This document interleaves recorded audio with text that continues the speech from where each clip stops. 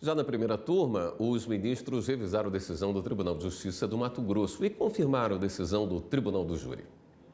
Foi a primeira sessão com a presença do subprocurador-geral da República, Antônio Carlos Albino Bigonha, membro do Ministério Público Federal na primeira turma. O primeiro julgamento do dia foi um recurso contra a decisão do Tribunal de Justiça do Estado do Mato Grosso, que anulou prova aceita pelo Tribunal do Júri e que havia levado à condenação de uma pessoa por crime contra a vida.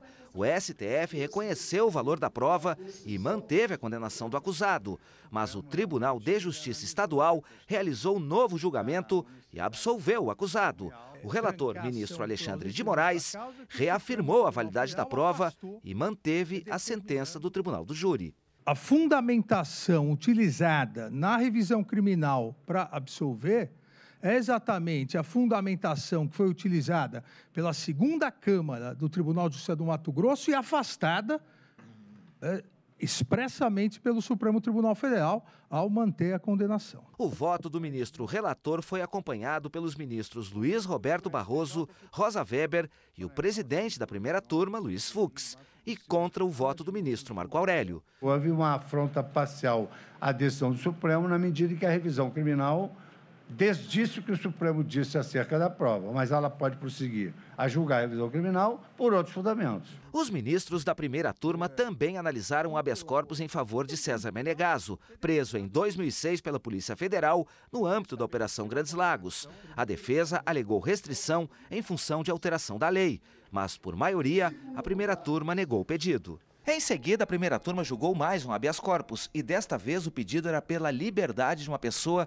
que havia sido presa e condenada a 6 anos, 11 meses e 4 dias de prisão por tráfico de drogas. Posteriormente, a sentença foi revisada para pouco mais de 3 anos e 9 meses de prisão. O advogado de defesa alegou o tráfico privilegiado, aquele que é eventual e que pode ter a pena de prisão substituída por restritiva de direitos. O ministro Marco Aurélio apresentou o relatório pela manutenção da sentença, mas foi vencido pela maioria dos ministros que consideraram caráter de tráfico eventual no caso, pela quantidade de droga apreendida e pelo acusado ser ainda menor de idade na época. A gente conversa agora com a consultora jurídica da TV Justiça, Karina Zuccolotto. Boa noite, Karina. Boa noite, William. Ainda dentro da primeira turma, bom, o último encontro das turmas antes do recesso forense, né? Exatamente. Como sempre, habeas corpus aos montes. O menino Marco Aurélio chegou a falar em quase 190 apenas com ele, né? Exatamente. Os ministros tinham um desafio aí. O ministro Marco Aurélio disse que pelo menos 189 habeas corpus sob a relatoria dele poderiam ser julgados na sessão de hoje. Um número quase impossível de ser alcançado, mas o ritmo dos julgamentos na primeira turma foi bastante acelerado, vamos dizer assim, até pelo menos às 5 horas da tarde.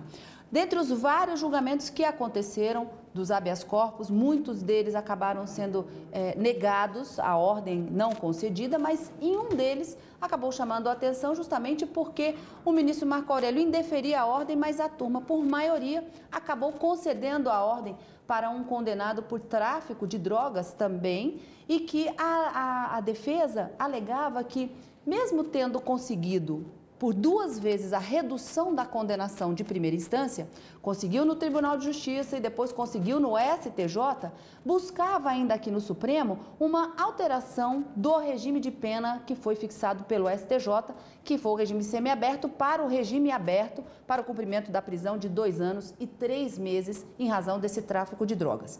O ministro Marco Aurélio entendeu que, apesar do baixo lapso temporal que ele teria que cumprir dessa pena, os 2 anos e 3 meses, dessa pena que foi aplicada na condenação, não, as circunstâncias judiciais que levaram a esse número na dosimetria da pena não autorizariam a alteração do regime de cumprimento em razão das circunstâncias negativas. Mas o ministro Alexandre de Moraes, logo após o voto do relator, abriu a divergência, entendendo que, na decisão do STJ, que fixou o regime semiaberto para o cumprimento dessa pena de 2 anos e 3 meses em razão do tráfico, teria sido levado em consideração como circunstância judicial o fato de ser tráfico de drogas. Mas o ministro Alexandre de Moraes disse: isso não é circunstância judicial, isso é o crime propriamente dito. E com isso ele acabou afastando o que antes era um óbice por ser circunstância judicial para autorizar e assim determinar que o regime de pena a ser cumprido nesse caso fosse no regime aberto e não no semiaberto. O ministro Luiz Roberto Barroso já havia votado e acabou reajustando o seu voto para acompanhar o ministro Alexandre de Moraes e, nesse mesmo sentido, acabou votando também a ministra Rosa Weber e o ministro Luiz Fux. Vários outros habeas corpus, como eu disse, foram julgados também. Um grande número deles alegando excesso de prazo na prisão sem a formação da culpa. A grande maioria também acabou sendo indeferido e 2 julgamentos foram interrompidos em razão de um pedido de vista. Mas, no mais, vários habeas corpus do início até pelo menos 5 horas da tarde, quando eu acompanhei a sessão da primeira turma, logo depois do intervalo. E você acompanha a sessão de amanhã também? Amanhã tem sessão plenária, a partir das 14 horas no direto do plenário, a gente acompanha tudo. Ok, Karina. Obrigado pela presença aqui.